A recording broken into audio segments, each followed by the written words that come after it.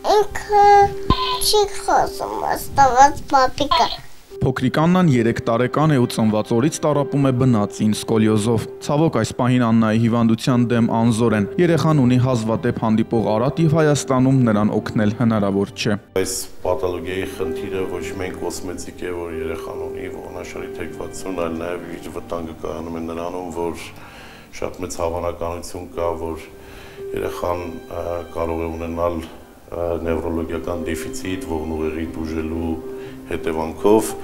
նաև շատ մեծ վտանգ է ներկայացնում մյուս հարթության մեջ դեֆորմացիան, տեսնում եք այս թմբկությունը, որը կիֆոզ է կոչվում։ Աննայի ողնաշարի խնդիրը ծնողները նկատել են, երբ Աննան 40 օրական է եղել։ Ռենտգեն հետազոտություն կատարվել է 3 ամսականում։ Մինչև 2 տարեկանը չուներ այդպես բաներ։ Դրանից հետո արդեն որ մեծացավ ինքը կնկատեք ոտքերից է իր բոյն երևում, արդեն կոնքերից վերև բոյը չի երևում, ծռվում է, հիմա էլ այդ ծռվածությունը ավելի շատ ստամոքսինը սխմվ է ու տենց սիրտը խառնում է, հետա տալիս, ոտները ցավում են արդեն։ Իրականում ինքը մի տեղում է անատոմիական, որտեղ այո կարող է